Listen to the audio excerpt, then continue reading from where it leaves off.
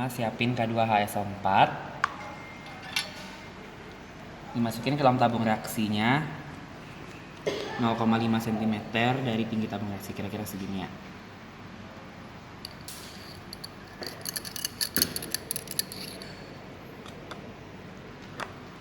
Terus sampel gliserol itu 3-4 tetes dimasukkan ke dalam tabung reaksi yang sudah berisi K2HSO4.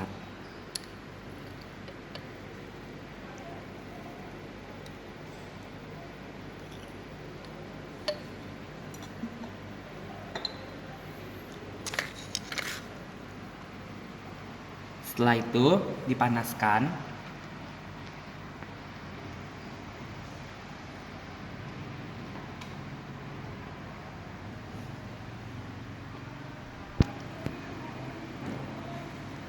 Setelah dipanaskan, diperhatikan aroma yang terbentuk dari hasil pembakaran gliserol.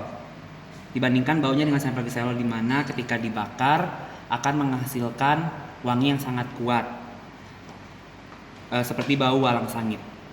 Itu untuk sampel gliserol. Kalau sama perlakuannya dengan sampel minyak kelapa.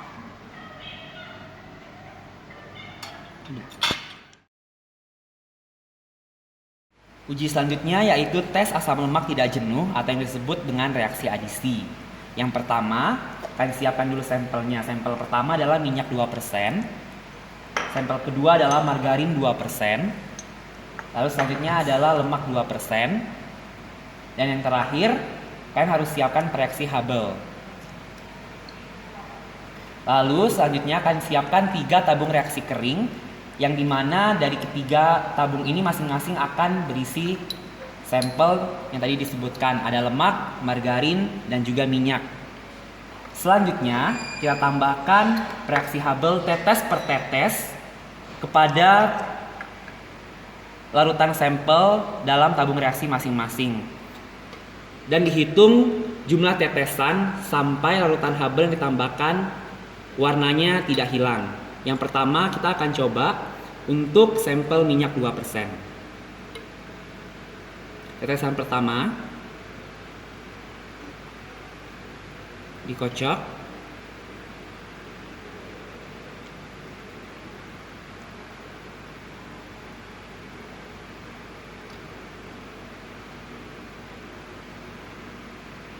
Dibandingkan dengan pembandingnya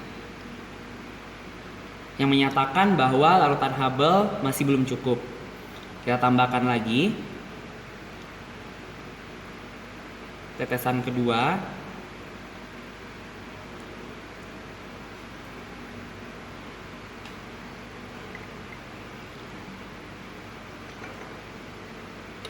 Tetesan ketiga.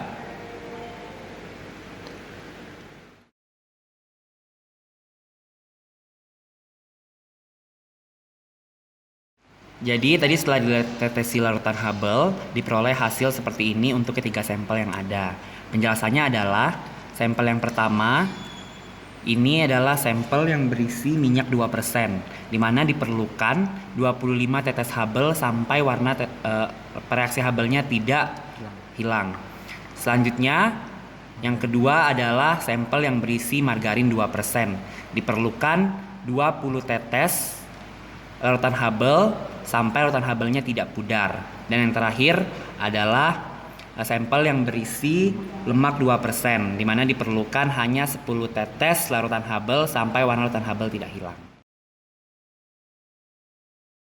Oke teman-teman, selanjutnya kita akan melakukan prosedur uji ketermikan atau yang disebut juga dengan modifikasi Jacob. Jadi yang perlu teman-teman siapkan yang pertama adalah Erlenmeyer, yang kedua gelas ukur, yang ketiga CaCO3 dan kapas. Terus ada kertas saring yang udah digunting dan udah dibasahi dengan fluoroglisinol dan ether 0,1%. Jadi yang pertama, teman-teman harus pastikan bahwa Erlenmeyer yang digunakan itu tidak ada butiran air atau terdapat komponen-komponen pengganggu lainnya. Jadi yang harus diisi dan harus murni di dalam ini adalah minyak kelapa 5 mili. Ini udah diisi minyak kelapa 5 mili ya teman-teman. Setelah itu teman-teman isi gelas ukur dengan 5 mili HCl pekat. Ini sebenarnya bisa dikerjakan di lemari asam ya teman-teman. Cuman karena kita mau memberikan prosedur yang benar dan biar teman-teman juga jelas, kita kerjakan di tempat ini gitu. Tapi nanti ketika teman-teman ujian atau ketika teman-teman mengerjakan yang benarnya, ini dikerjakan di dalam lemari asam. Udah, setelah minyak dan HCl-nya siap, dituangkan.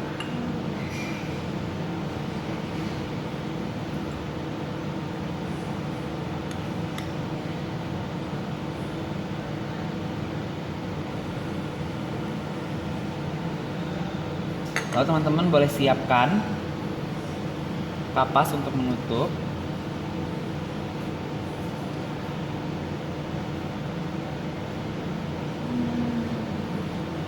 Setelah itu, tadi kertas saring udah dibasahi sama fluoroglisinol dan ether 0,1 dimasukkan seperti ini. Setelah itu, CaCO3-nya dimasukkan 5-6 potongan atau 5-6 gumpalan. Kira-kira segini ya teman-teman.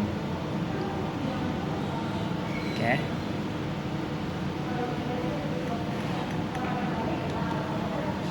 Setelah dimasukkan, setelah itu diaduk, dicampur.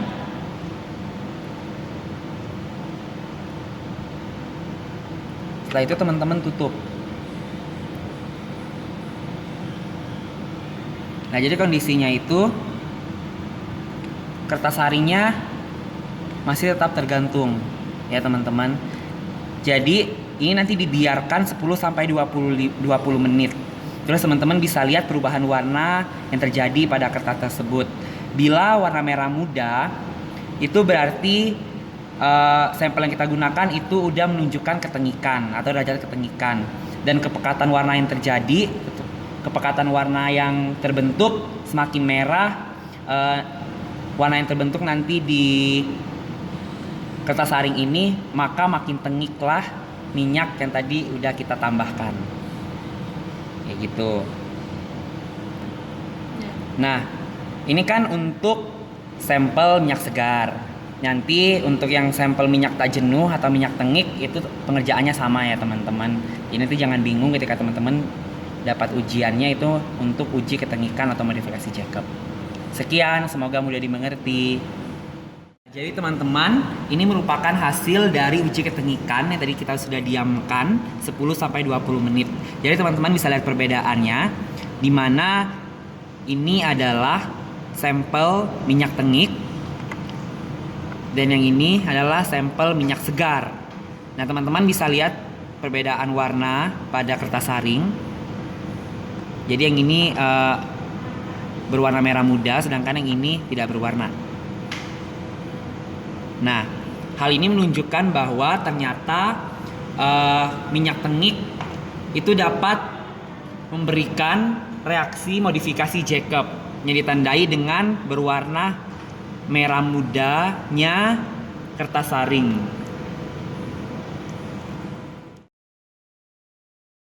Ini dia udah ada sampel kolesterol. Kita akan identifikasi bagaimana dia kandungan kolesterol di dalamnya. Pertama-tama itu ditambahkan sedikit asam asetat anhidrat ya.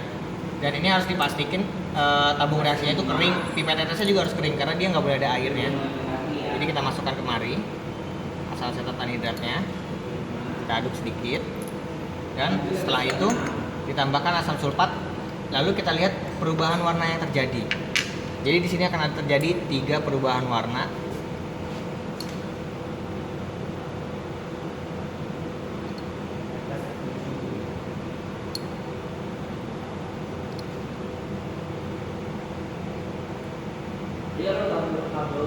Nah, jadi warna pink. Lalu dia akan berubah lagi, nanti jadi biru, dan terakhir dia akan berubah menjadi warna hijau.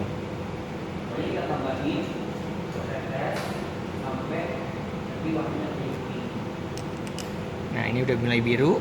Nanti kalau dibiarkan lebih lama lagi dia akan berubah menjadi warna hijau.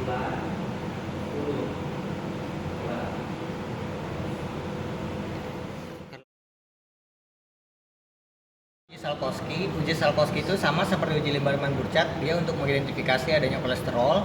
Cuma bedanya pada uji Salkowski ini sampel tidak diberikan asam asetat anhidrat. Jadi kita langsung tambahkan asam sulfat seperti ini.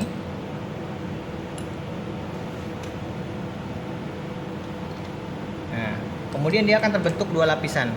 Pada lapisan bawah, yaitu lapisan lemak, dia akan berwarna seperti kuning, dan pada lapisan atas ini adalah lapisan kolesterol. Nah, dia akan mengalami perubahan warna yang menunjukkan adanya kolesterol.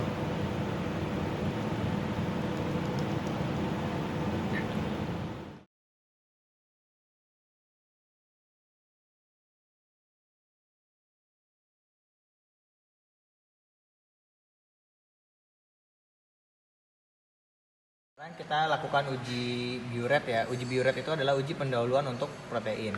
Jadi di sini kita ada sampelnya albumin, ada kasein, pepton, gelatin, dan urea. Oke. Pertama-tama untuk sampel albumin, kasein, pepton, dan gelatin kita tambahkan 2 mili NaOH.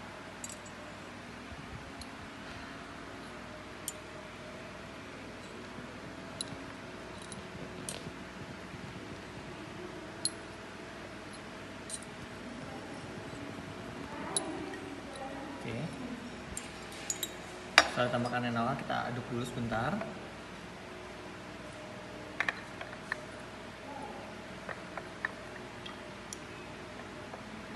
Kemudian tanda positif itu akan ditunjukkan oleh penambahan COSO4.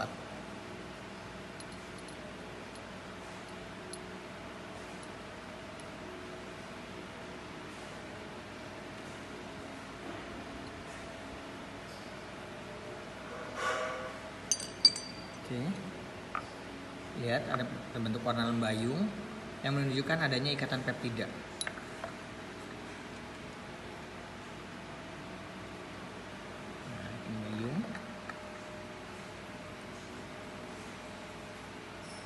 Sama membayung.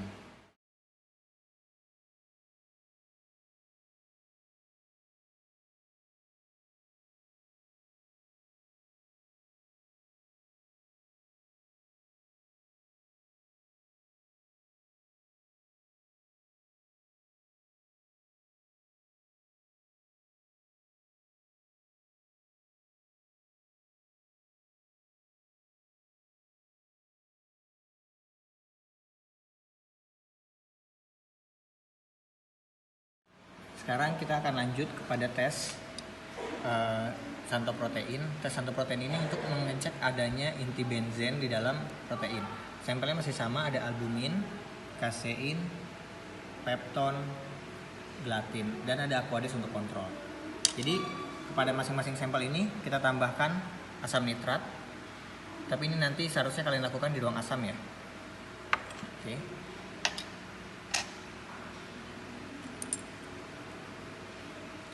Tambahkan asam nitrat.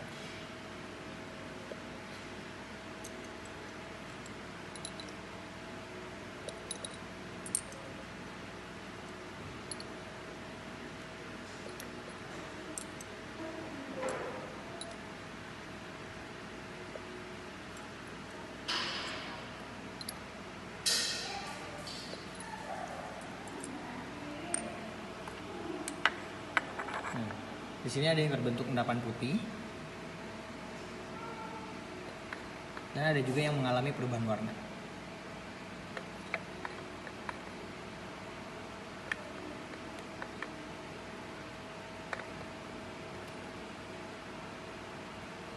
Selanjutnya sampel-sampel tersebut kita panaskan.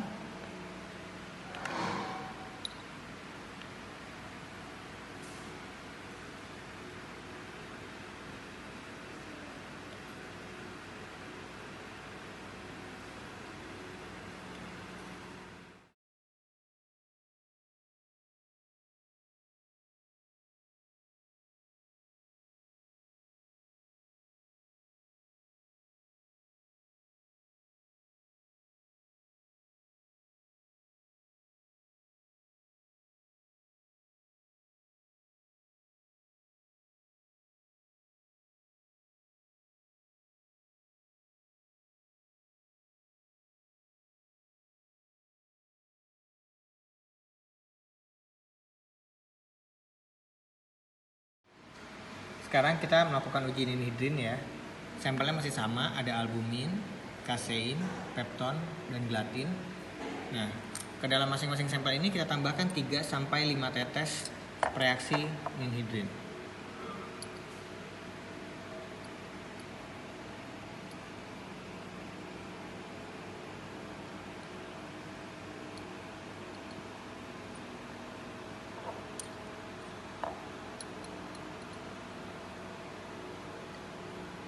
Oke. Jadi setelah ditambahkan reaksi ninhidrin, kita aduk dan kemudian akan kita panaskan selama 10 menit.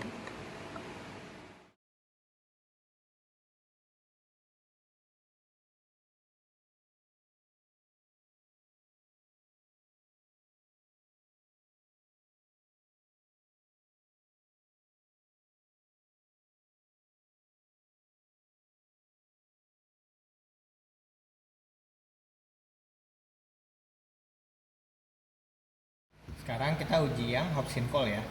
Ini sampelnya masih sama, ada albumin, kasein, pepton, dan gelatin. Oke, ke dalam masing-masing sampel ini kita tambahkan 2 ml larutan Hobson Call.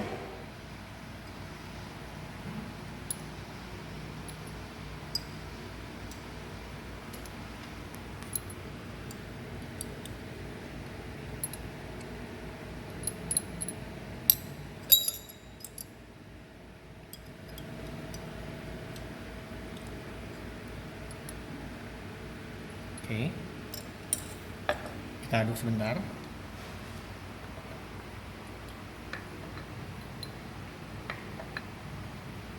Setelah itu, perlahan-lahan kita tambahkan asam sulfat pekat melalui dinding tabung.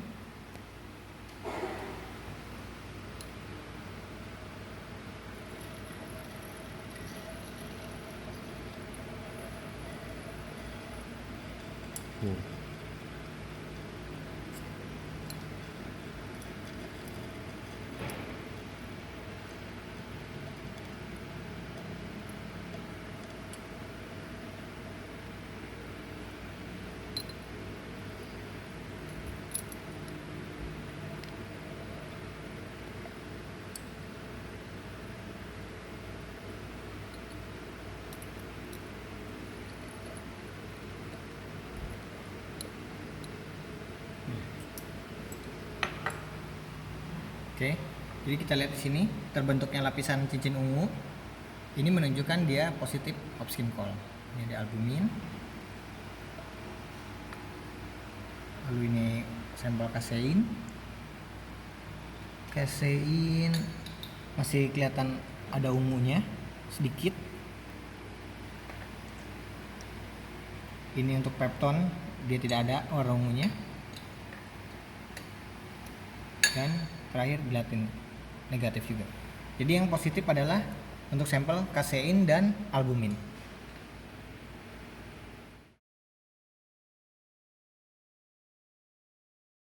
Oke, sekarang kita akan uji peragian. Di sini ini namanya tabung peragian, di dalamnya udah ada 14 mili ragi. Ke dalamnya kita masukkan dia 2 mili larutan karbohidrat.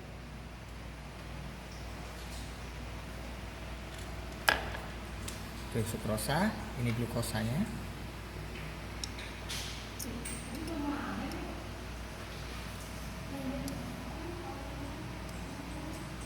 Glukosa, kemudian ada laktosa.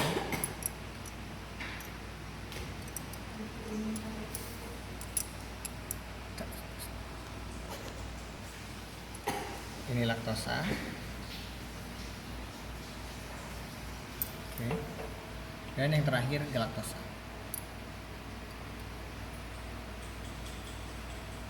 Nah, kemudian diaduk seperti ini.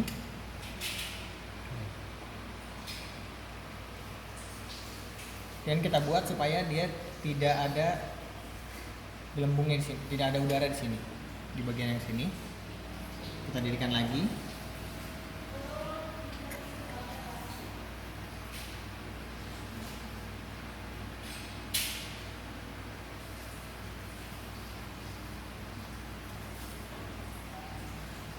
Oke. Dia ada gambarnya.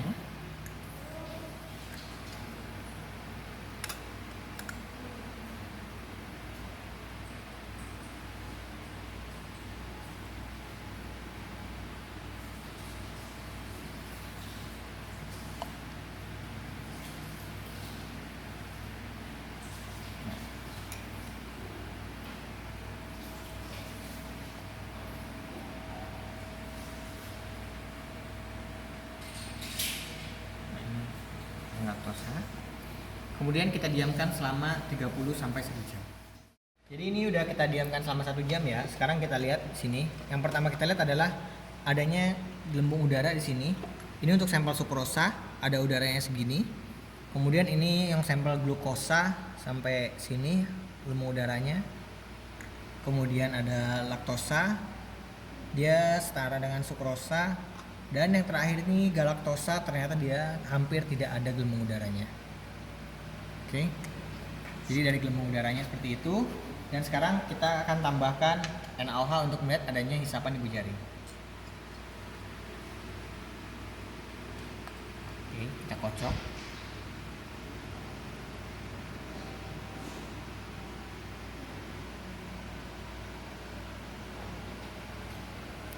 Kita lihat ada atau tidaknya. Ada sedikit ya. Kemudian sekarang yang glukosa.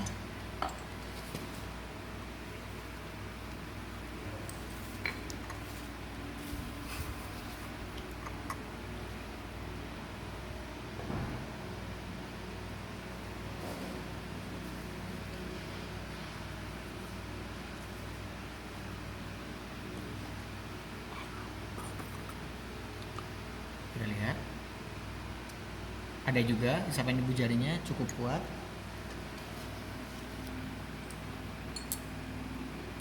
Selanjutnya laktosa.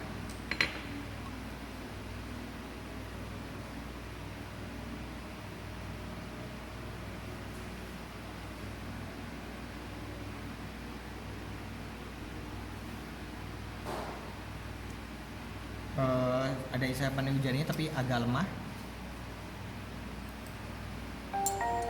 Dan terakhir galaktosa.